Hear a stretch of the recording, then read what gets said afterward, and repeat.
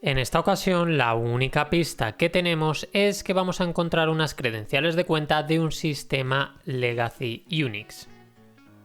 Así que ya sabéis, nos conectamos por SSH al nivel 06, contraseña level 06, y ahora tenemos que pensar que en los sistemas Legacy de Unix las contraseñas se guardaban en etc password. Así que lo que podemos hacer es buscar directamente ahí dentro a ver si vemos una contraseña. Como vemos, ahí tenemos una contraseña que está cifrada y que nos puede permitir entrar como el usuario flag06. Guardamos esa contraseña y simplemente utilizando la herramienta John the Ripper, que nos permite romper este tipo de hashes, vamos a meter como wordlist el diccionario RockYou, que viene por defecto en la Kali, y vemos que nos saca una contraseña. En este caso tenemos que dar a show porque yo ya la había craqueado anteriormente, pero la contraseña es hello. Así que si nos conectamos por SSH como el usuario flag06 utilizando esa contraseña, es decir, hello, ya podremos obtener nuestra flag.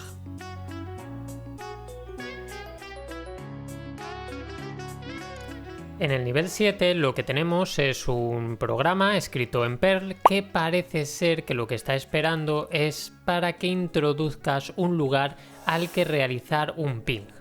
Claro, ya viendo esto nos podemos imaginar que probablemente podamos intentar una inyección de comandos. Pero primero tendremos que descubrir un poquito más de cómo está funcionando y desde dónde está funcionando.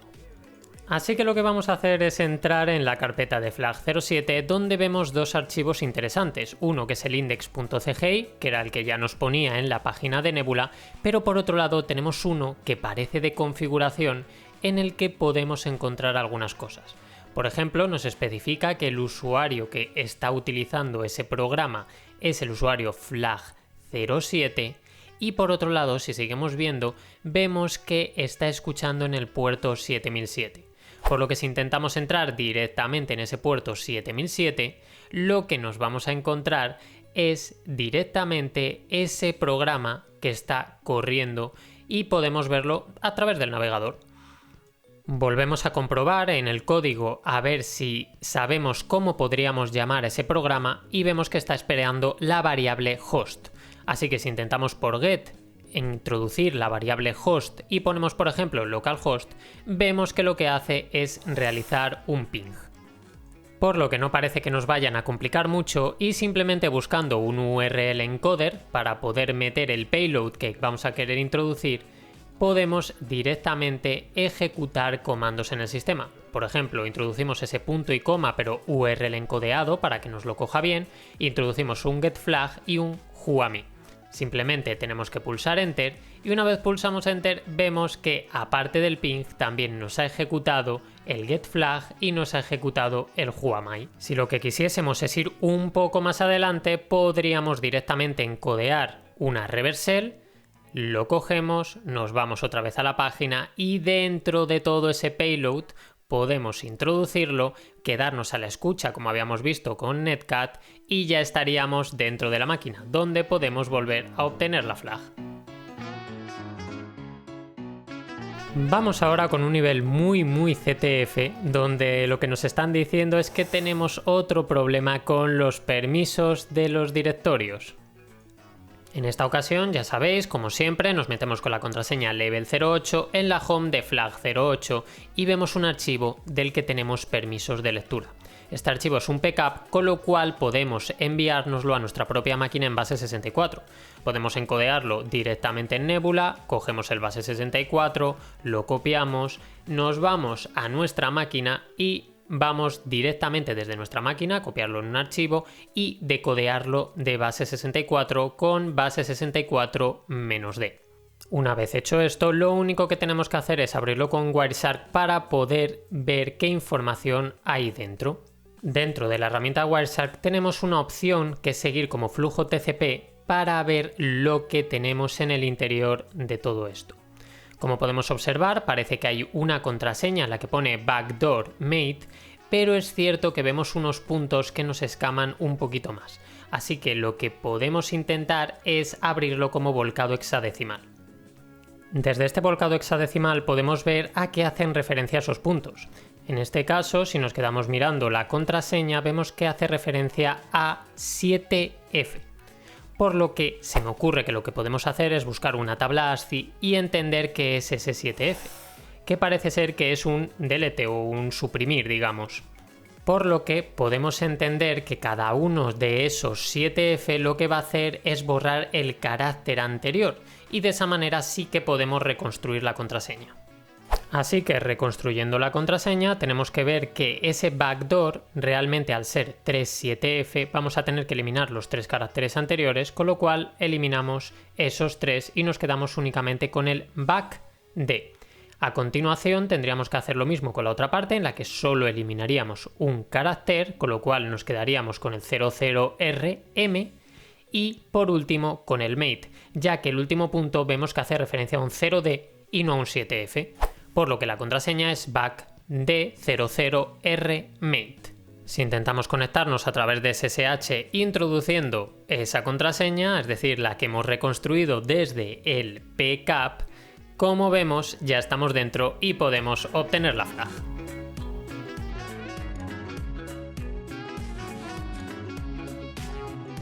Ya estamos en el nivel 9, así que avanzamos y estamos prácticamente en el ecuador de nuestra nébula, y vamos a ver qué es lo que tenemos por aquí.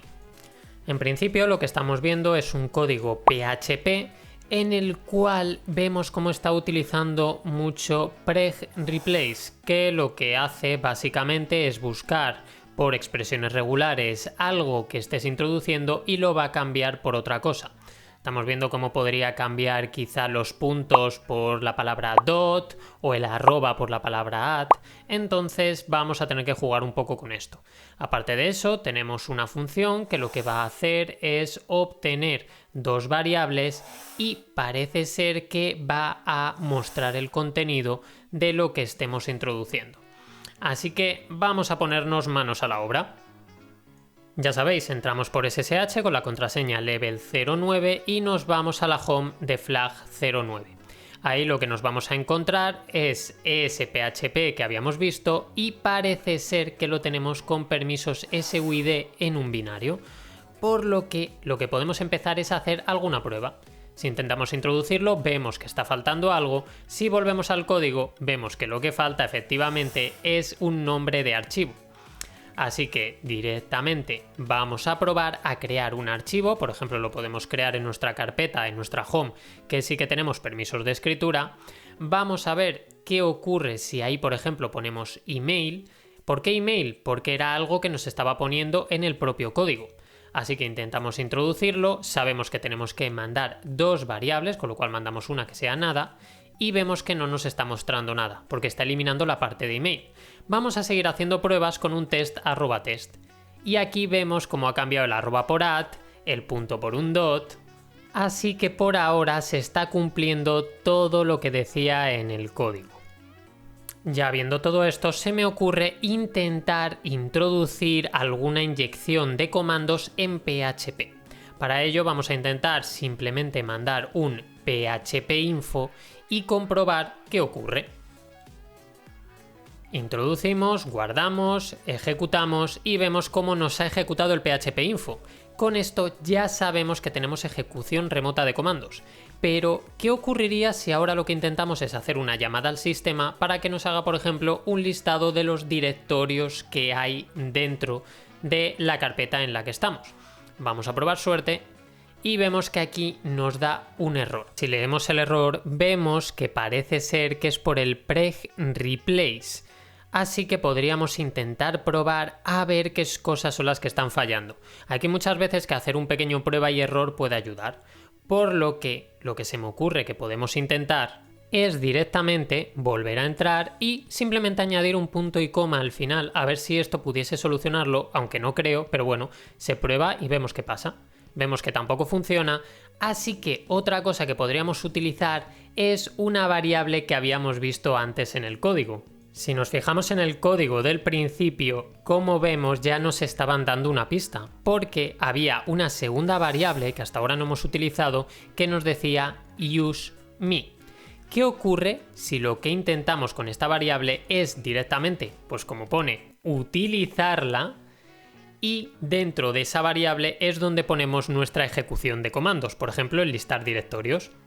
Vemos que es verdad que nos da un error, pero nos muestra los directorios. Hacemos un getFlag y obtenemos la flag, o hacemos un whoami y vemos que somos el usuario flag09. Por lo que realmente la pista la teníamos ahí delante, estábamos utilizando una segunda variable que nos estaba proporcionando para evitar ese error en el preg replace cuando estábamos haciendo la ejecución de comandos. Así que nada, hasta aquí el vídeo de hoy, espero que os haya gustado, espero que hayáis aprendido y por supuesto que os lo estéis pasando muy bien con este CTF. Nos escuchamos en el próximo vídeo, ¡hasta luego!